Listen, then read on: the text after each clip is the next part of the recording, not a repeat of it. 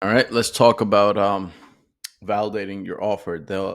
The reason some grow and others don't is because a lack of acquisition, a lack of front end money coming in consistently, and that's because your offer sucks, right? It's not a irresistible or a killer offer. Now, obviously, there's a lot of back end ascension you can do to increase your client's LTV over the long term, but immediate cash flow is mandatory, at least when it comes to the validation of your offer, to actually find out the market wants what it is that you're selling. So, what is a killer offer? It's not just a course, not just a quote unquote program. An irresistible offer is a trade in which the value greatly outweighs the cost of risk, right? The secret to sales is to make people an offer so good they feel stupid saying no. I'm sure you guys have heard this from Hormozy a couple of times. Bottom line is, you want to know if you've got a killer offer, the market's going to tell you. Plain and simple. All right. So here's what you look for. So the key indicators of a killer offer: number one is low lead cost. If you're paying an arm and a leg to get people in the door, something is off. Assuming all your marketing is dialed in, that is, right? If you're still struggling to get your cost per lead below 20 bucks, regardless of the type of marketing you're doing, you might need to work on improving on your offer itself. A real killer offer practically pulls leads on its own. We're talking about cost of effective acquisition, where the math makes sense. You put in $1 in your marketing, you get four out, for example. Next is low cost per book call, right? This is crucial because what are you paying to get someone on a call? Too many people get fixated on the CPL, right? But if you're getting super cheap leads, let's say sub 10 bucks, but rarely anyone is getting on a call, again, something is broken. And that metric of cheap leads doesn't really mean shit. If that number is too high, your cost per book call, we've got a problem. Anything above 200 bucks should be raising red flags. Now, there are certain situations where even paying 500, 600 bucks per book call makes sense. But now we're talking about offers that are 20, 30, 40, 50K, 60K. For that offer, yeah, I'm happy to pay 500 bucks per qualified book call. This, the numbers I'm going over is just average 5, 10, 15K offers. Now we need to optimize and bring that CPBC way, way down. Next is a low no show rate. If you're getting ghosted left and right, it means the offer isn't sticky enough or the leads aren't qualified, one or the other. Again, I can't stress this enough. All this is assuming you've got your nurture sequences down, right? And this specific video is just for the offer. Assuming you got your nurture sequences down and sales processes down, your confirmation sequences and cadences, reminder cadences with your sales team. They're calling every lead the night before, the morning of, so on and so forth. Assuming all that is in place, a killer offer equals low no-show rates, meaning people respect your time and they're serious about what you're offering. The demand is super high. Assuming the supply is low, there's not a million other people offering the same thing that you're offering. All right.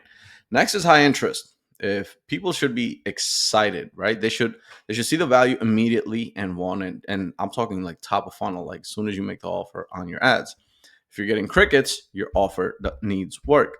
High interest means they're leaning in, asking questions, they're engaged, and they're ready to take the next step, which is a sales call, right? And your setters, this is something your setters should be able to relay to you as they're the first point of contact after opt in, ideally within the first 5 minutes. Next is easy lead gen. It shouldn't be a constant struggle to find people. When you have a truly compelling offer, leads come to you, right? It flows, it's natural, and it doesn't feel like you're pushing a boulder uphill. Next is high call booking rates. If you're offering calls, those calendars should be fucking packed.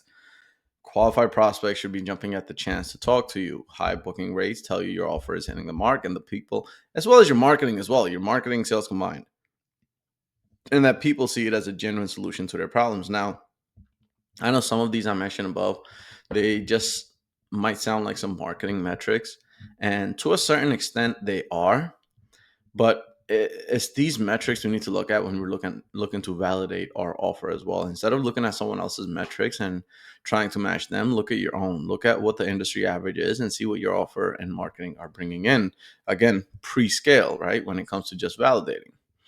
Here's some ingredients of, again, my opinion, of an irresistible or killer offer. It's focused on one person and one problem. It's result oriented, it's tangible, polarizing, unique, and it's time bound. Bonus, can it be backed by a guarantee? which we'll talk about later as well. So first, results oriented. We're not selling features, we're selling results. What is this offer taking? Where is this offer taking them?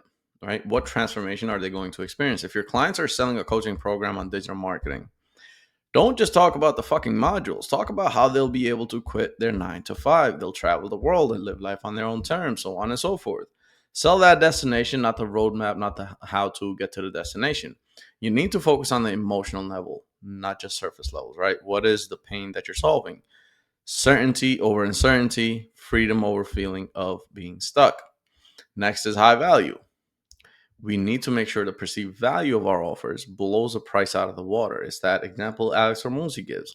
If I gave you keys to a Ferrari, but I told you I need 10K by the end of the day today, and assuming you have $0 in your bank account, one way or another, you're gonna find the fucking 10,000, right? You're gonna call a family, friends, all that, because you know the value far exceeds the price. You want them to think this is insane. I'd be stupid to say no. And it's not just a good deal, it's an obvious deal, right? You have to trade it in a way that makes the value outweigh the cost of risk. And when I'm putting together an offer, I'm thinking like, how can I load this thing up with so much fucking value that it feels like they're stealing from me? And that, personally for me, that's the sweet spot. Next is tangible. Make it tangible.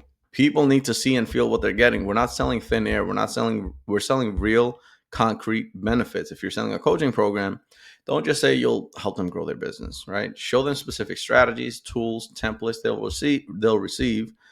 Give them a clear picture of what their life will look like after working with you. The plane trip to Fiji, right? Sell them Fiji on the beach, not the flight. Sell them Hawaii, right? What does that look like? If you don't make it tangible, it will seem too good to be true. And that's it for this one. Hopefully, you guys got some sauce out of this, and I'll see you on the next one. Peace.